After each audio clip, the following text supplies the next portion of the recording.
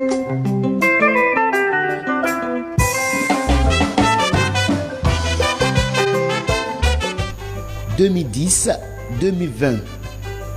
une décennie marquée par plusieurs réformes opérées dans tous les secteurs de la vie administrative et sociale. Sur le plan des infrastructures et équipements, la Guinée a enregistré d'énormes avancées. Au compte de tous les départements ministériels, des chantiers sont ouverts et exécutés. Des édifices ont germé partout dans le pays ces 10 dernières années.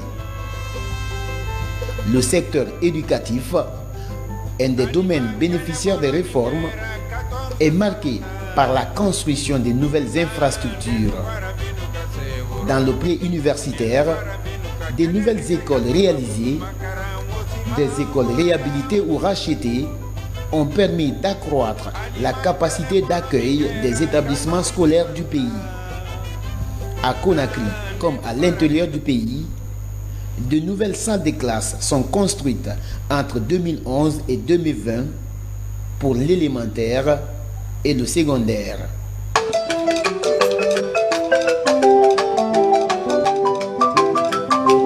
Le professeur Alpha Condé est arrivé au pouvoir avec un programme déjà établi, bien ficelé. Alors moi, en tant que directeur, je suis, si vous voulez, à ce niveau de management opérationnel qui consiste à la mise en œuvre de ce programme-là dans son volet infrastructure et équipement scolaire. Alors dans ce sens, nous avons mis en place les facteurs qui nous permettent d'atteindre les résultats escomptés dans ce programme de société. Ces facteurs-là sont à la fois financiers, techniques, humains, ainsi de suite. Alors, ce qui nous a permis de réaliser beaucoup d'infrastructures au niveau de l'enseignement de base, au niveau du secondaire, c'est-à-dire les deux niveaux du secondaire, à savoir le collège et le lycée. Pour vous donner des chiffres, au niveau des constructions, nouvelle construction des salles de classe, nous avons réalisé entre 2011 et fin 2019, début 2020 là, 6855 salles de classe supplémentaires. Pour vous donner une idée de l'écart en fait de ce qui est en termes de comparaison, 6855 salles de classe réalisées en 10 ans, malgré Ebola. Si vous revenez sur les 10 dernières années qui ont précédé 2010, ça faisait, si vous voulez, entre 2000 et 2010, 1500 salles de classe réalisées en termes de nouvelles constructions pour l'éducation. Mais on n'a pas que réalisé de nouvelles salles de classe. On a aussi réhabilité beaucoup d'écoles. C'est vrai que l'accent a été beaucoup plus mis sur les nouvelles salles de classe, mais en termes de réhabilitation, nous sommes aujourd'hui à 1814 salles de classe réhabilitées. Nous avons aussi, au niveau de l'amélioration des conditions de travail, au niveau central, au ministère ici, au niveau des DPE et les IRE, nous avons réalisé beaucoup de bâtiments administratifs. Comme vous le voyez ici, le siège du ministère a été complètement repris à côté. Et au niveau DPE et IRE, nous avons construit 15 bâtiments administratifs flambant neufs et 8 ont été réhabilités. Donc, en gros, nous avons réalisé près de 20 bâtiments administratifs et près de 8000 salles de classe ont été touchées.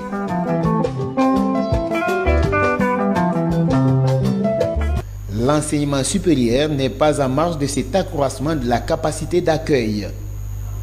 De l'université Gamal Abdel Nasser de Conakry à l'université Désiré Kouré, en passant par les institutions d'enseignement supérieur de Lambani, Somfonia, Dubreka, Boké, Kindia, Mamou Dalaba, Labé, Kankan et Farana, de nouveaux amphithéâtres sont ouverts aux étudiants et étudiantes. À l'université générale Lansana Conté par exemple, 7 nouveaux amphithéâtres sont érigés avec une capacité d'accueil de 600 étudiants par amphi, soit un total de 4200 places assises.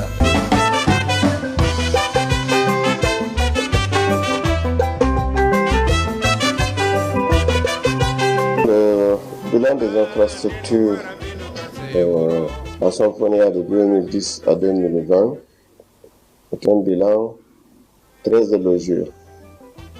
Il y a eu la construction d'un certain nombre de bâtiments construits par Excellence Monsieur le Président de la République sur fonds propres. Lorsqu'il s'est rendu compte que les effectifs augmentaient ici et nous avions des difficultés à organiser correctement les cours, il nous a apporté une aide substantielle en construisant 2 amphithéâtres, un du nom de Famori Kourma et l'autre Nina. Et c'est une aide majestueuse qui nous a permis de recevoir davantage des étudiants dans le confort. Il y a eu un autre bâtiment aussi qui abrite l'école doctorale de sciences juridiques, politiques, économiques et qui abrite presque tous les bureaux administratifs de l'université. Et tout cela est acquis de 2010 à 2020. Il y a bien d'autres acquis sur le plan des infrastructures. La physionomie de notre institution a changé de visage parce qu'elle renferme actuellement près de 20 000 étudiants et plus de 1000 enseignants. Et il y a encore un manque à gagner du point de vue des bureaux des enseignants, mais il faut reconnaître que ce qui est déjà obtenu est extrêmement important et ça nous fait espérer que ce qui n'est pas acquis sera aussi acquis. C'est cela, parce qu'il ne faut pas dire que tout est là. Nous avons espoir que le professeur pourra nous venir davantage en aide pour que cette université soit construite. Nous avons eu l'opportunité de le recevoir le 22 février 2019. À cette occasion, nous lui avons décerné un doctorat honoris causa. Ce qui a plu aux divers publics de l'université de Symphonia et public universitaire de Guinée, c'est le fait qu'il ait dit solennellement que ce doctorat honoris causa qu'il a reçu ici, il trouvait plus intéressant qu'une université de la place lui accorde ça que le doctorat honoris causa qu'il a eu à l'extérieur.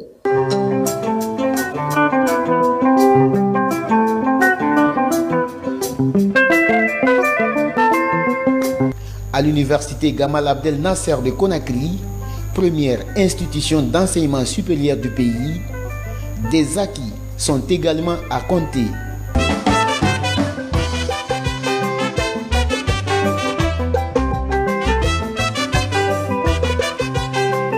Depuis 2010, le gouvernement guinéen a entrepris un vaste programme d'extension, de réhabilitation et d'équipement des infrastructures de l'université Gamal Abdel Nasser de Conakry. Et à ce jour, il y a plusieurs bâtiments qui sont en construction, dont certains sont achevés totalement et équipés, tels que le bloc administratif, où l'administration centrale de l'université va s'installer. C'est déjà terminé et équipé entièrement, tous les bureaux. Il y a aussi le bloc de la scolarité, où le service de scolarité aussi va être bougé. Va aussi se terminer entièrement et équipé. Il y a un autre bloc d'études qui est aussi terminé et équipé. Donc à ce jour, ce sont ces 3 bâtiments qui sont achevés, complètement équipés. Il y en a encore d'autres qui sont en construction et en état très avancé. Pratiquement, il y a certains qui sont en phase de finition maintenant. Donc il y a plusieurs bâtiments. Il y a par exemple des amphithéâtres, des blocs d'études, des blocs de laboratoire, des écoles doctorales. Si je prends par exemple l'université à sa création en 1962, la capacité d'accueil était de 1500 étudiants. Mais après la pléthore des années 2005, 2006, etc., même les dortoirs ont été transformés en salles de classe, mais malgré tout, les difficultés de place se posaient. Donc maintenant, cela appartient au passé, parce que quand ces travaux-là vont être achevés, l'université aura suffisamment de salles, parce qu'il y aura quand même une capacité additionnelle de plus de 4080 places. Et si on ajoute à la capacité existante, on sera dans les environs de 15 000 places déjà à l'université, ce qui offre une réelle possibilité non seulement d'ouvrir d'autres spécialités de formation, mais aussi d'accroître le nombre d'étudiants à former.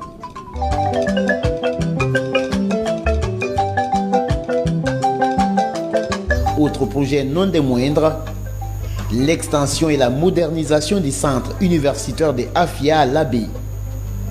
L'établissement est passé d'une école primaire améliorée à une université de 3000 étudiants. Avec la réalisation de ces nouveaux projets en cours d'exécution, l'institution pourra bientôt accueillir plus de 10 000 étudiants.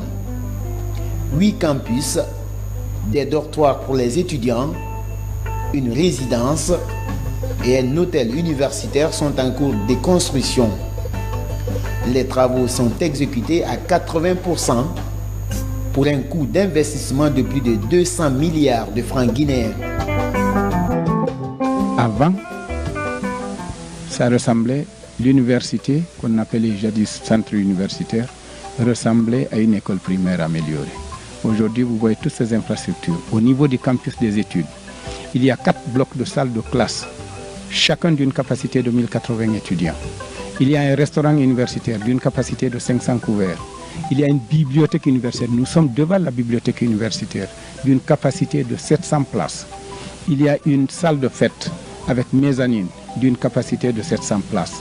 Il y a un hôtel de l'université avec un R+2 avec une capacité de 50 chambres.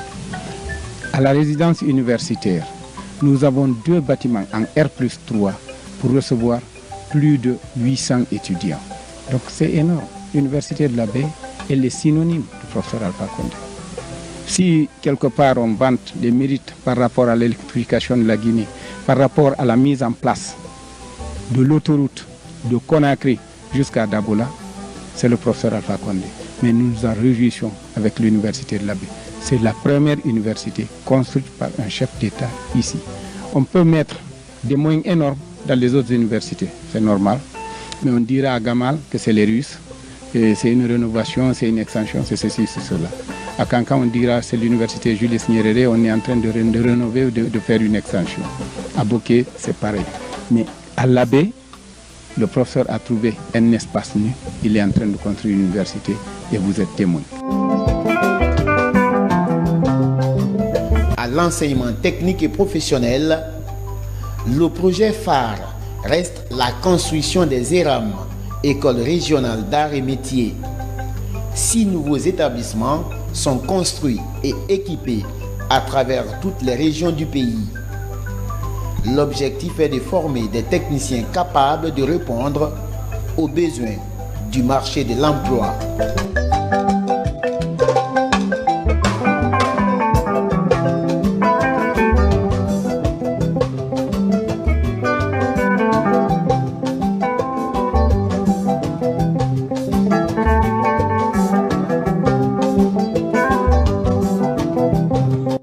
Le port autonome de Conakry, la principale mamelle de l'économie nationale, de profondes réformes y ont été opérées en 10 ans. Pour répondre aux urgences et aux exigences de la compétitivité portuaire sous-régionale et africaine, l'État guinéen a signé 2 grands contrats entre 2011 et 2020. Celui avec le groupe français Bolloré en 2011 pour la mise en concession des terminaux conteneurs avec un coût d'investissement de 500 millions d'euros et celui signé avec le groupe turc Al Bayrak en 2018 portant réhabilitation, extension exploitation et entretien du port autonome de Conakry pour une enveloppe financière de 500 millions de dollars. Résultat, l'activité portuaire connaît une explosion exponentielle avec à la clé l'accroissement du trafic navire, du trafic conteneur et du trafic marchandises à plus de 115% en 10 ans. Jamais le port autonome de Conakry n'a connu une telle accélération de la cadence d'activité depuis sa création en 1895.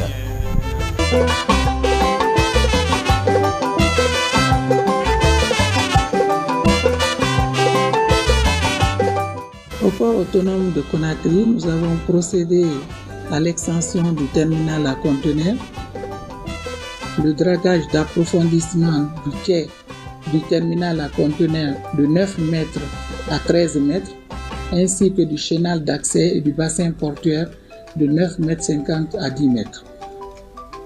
Ensuite, l'acquisition de nouvelles vedettes de servitude, la mise en place de barrières automatiques dans le cadre du code ISPS, les mesures de sûreté et de sécurité du port, l'installation de 3 nouvelles cimenteries au port de Kagbelin et d'un moulin à blé, l'aménagement et la mise en place d'un parc sous douane pour le stockage des véhicules en transit pour les pays de l'Interland qui n'ont pas de façade maritime. Ensuite, l'acquisition d'équipements modernes de manutention pour le port conventionnel. La construction d'une pénétrante routière de 4 km avec un parking de stationnement de 1200 camions. Ensuite, la restauration de l'éclairage public du port pour que le port puisse fonctionner 24 heures sur 24, 7 jours sur 7. Il y a eu une augmentation significative du trafic à conteneurs. Le nombre de conteneurs EVP est passé de 115 567 en 2010 à 249 066 en 2019, soit une hausse de 116%.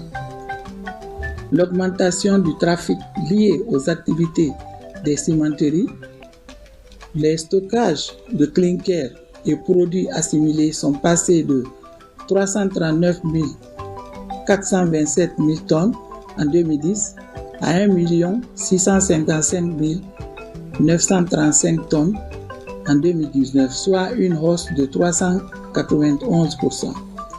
L'augmentation du trafic général du port. Le trafic total de marchandises est passé de 6 876 441 tonnes en 2010 à 10 741 763 tonnes en 2019, soit une augmentation de 56%. Le nombre de navires est passé de 694 navires en 2010 à 1284 navires en 2019, soit une hausse de 85%. Tous ces acquis et investissements obtenus grâce au programme de modernisation et de développement initié par le président de la République, chef de l'État, le professeur Alpha Condé, permettront au port de Conakry de devenir un hub dans la sous-région.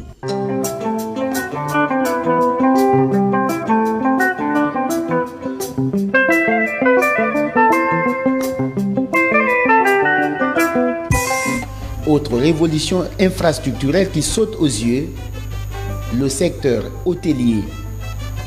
Des 0 hôtels au standing en 2010, la Guinée compte aujourd'hui une kyrielle d'établissements hôteliers qui lui permettent d'afficher désormais sa fierté nationale sur l'arène internationale. Entre autres, l'hôtel Kaloum, l'hôtel Noum, hôtel Onomo, Palme Kamayenne, hôtel Millennium et le Grand Sheraton, tous construits en une décennie, font aujourd'hui de la Guinée une merveilleuse destination.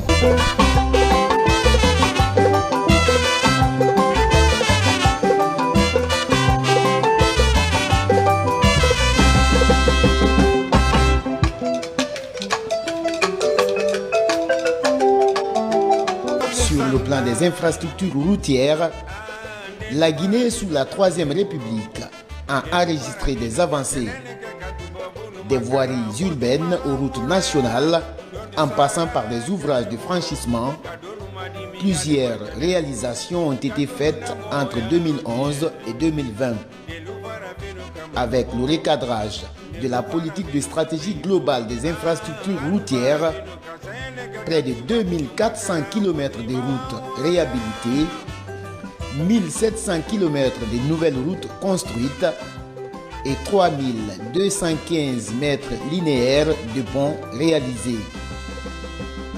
De grands chantiers se poursuivent à l'image du méga projet routier Koya Dabola Kouroussa. Des projets qui concourent à pallier aux besoins croissants de routes afin de désenclaver le pays pour mieux assurer la circulation des personnes et leurs biens.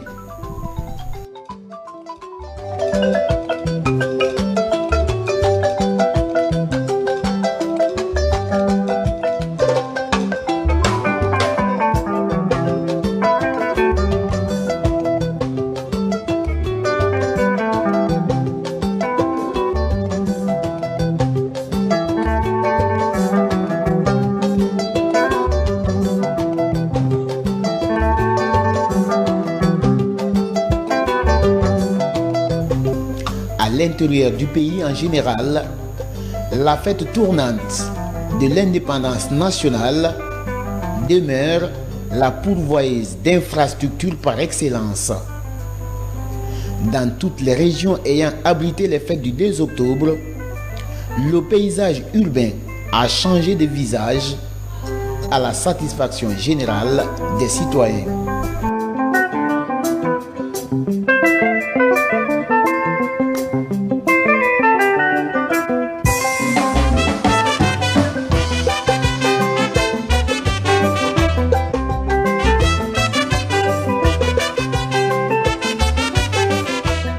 Ici à Mamou, l'arrivée du président professeur Alpha Condé à la tête de la nation nous a apporté plein de choses.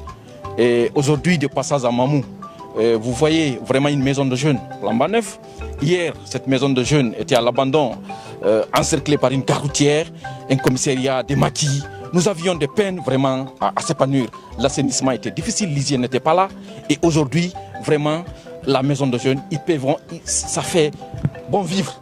Donc c'est facile pour nous de recevoir tout le monde et vraiment on est vendable, on est ouvert au monde, on reçoit tous les partenaires ici. Donc ça c'est un premier acquis qui est très visible.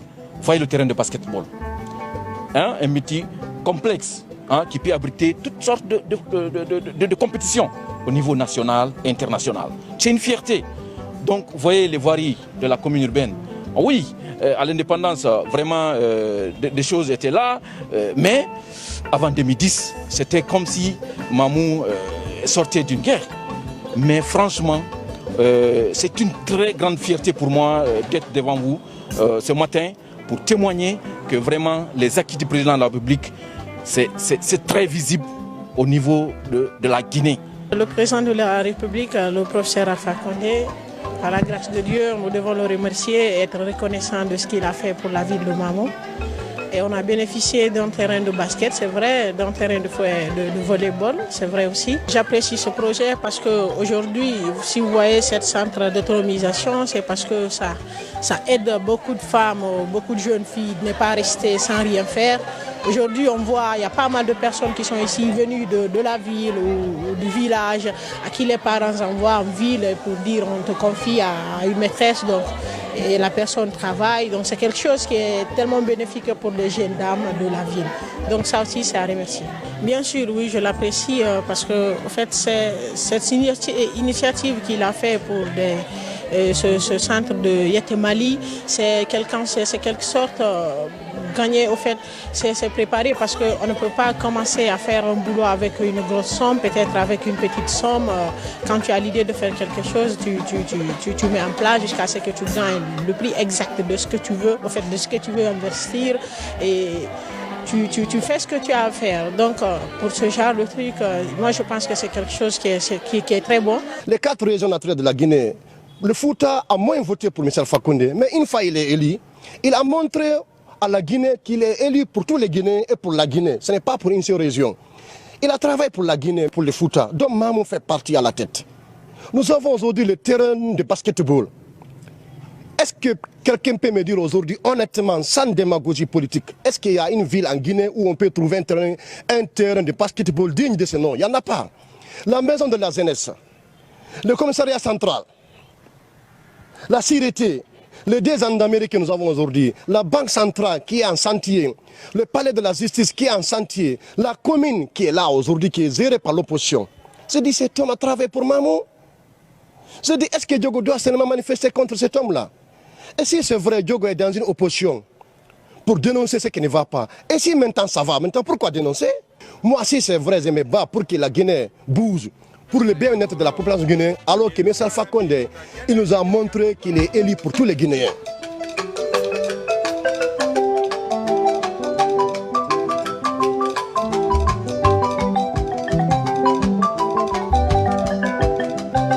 Pour pérenniser ces acquis, d'autres projets sont en cours d'exécution.